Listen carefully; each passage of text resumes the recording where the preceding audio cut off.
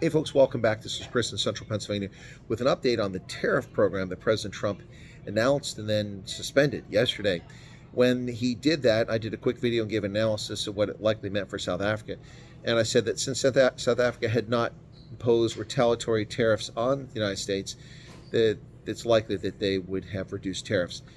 In fact, confirmation of that today from South Africa's Trade, Industry and Competition Minister Parks Tau, who took a strangely measured approach in his comments about the tariff program about the United States, even admitting that South Africa has unfair trade policies and actions against the United States. Actually, quite shocking to hear this. He gave an interview on 702 Radio today, and he talked about this. The 31% tariffs, although I thought it was 30%, whatever the case is, that kicked in, and now it's been suspended for 90 days. Now, Trump had two conditions. One is that a country didn't impose retaliatory tariffs on the United States, which South Africa didn't do, although apparently Gwede Mantashe was considering it. Don't know what he has to do with it. And the second thing is that they had to have tried to negotiate with the United States. Well, South Africa's made no effort whatsoever. So once again, Donald Trump has been very magnanimous and not harmed South Africa by giving them a break. So the tariffs have been lowered from 30% down to 10% now for 90 days. So the South African government has a golden opportunity, a window of opportunity here to get rid of these tariffs and have a level playing field if they want. But they're going to have to send folks over to negotiate with the U.S. government on this issue. So Parks Tau said the following on the broadcast. He said, "We've received a note about the decisions that were made yesterday. And our team did have an interface with the U.S. Embassy yesterday with regards to the overall engagements with the United States. So yes, we've received confirmation that in fact the 31% has been removed from the list, so to say. But the across-the-board 10% tariff still applies to South Africa." He said part of the reality is that it's not completely off. And that's exactly the case. Also, so what's also happened here, folks, is that the 25% tariff for automobiles imported to the United States still applies to South Africa. That's a global situation. So South Africa doesn't avoid that. That's the most devastating of all the tariffs that could have hit South Africa, is what's hitting its automobile industry. So you're still going to have to live with that.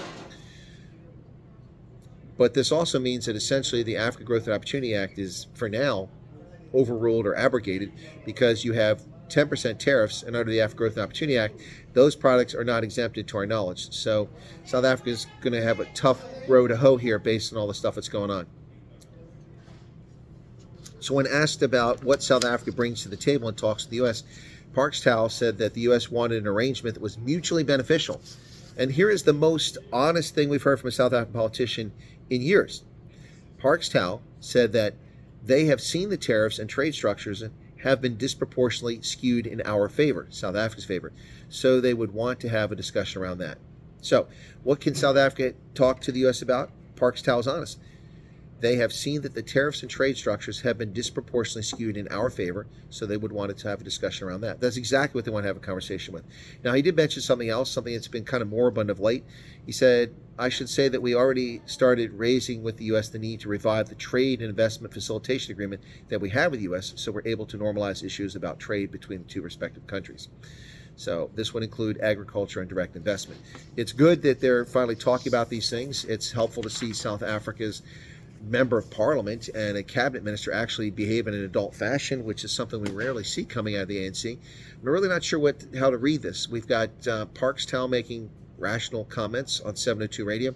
We've got Gwede Mantashe acting like a spoiled child. We've got Sikalala from the National Executive Committee also acting like a child for the ANC.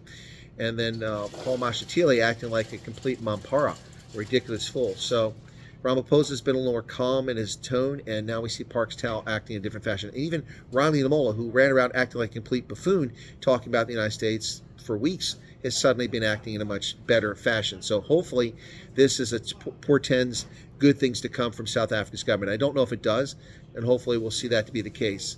But going forward, hopefully these folks are a lot more professional about what's going on. But in the meantime, here's the bottom line.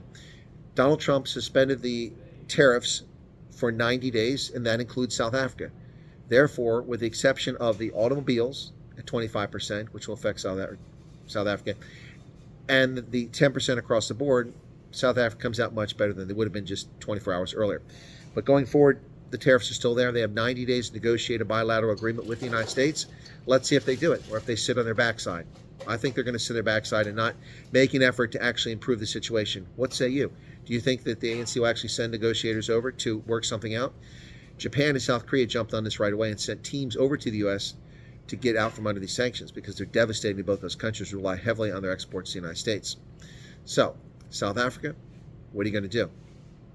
Are you going to sit around and complain, woe is me, oh, we're being targeted, which you're not?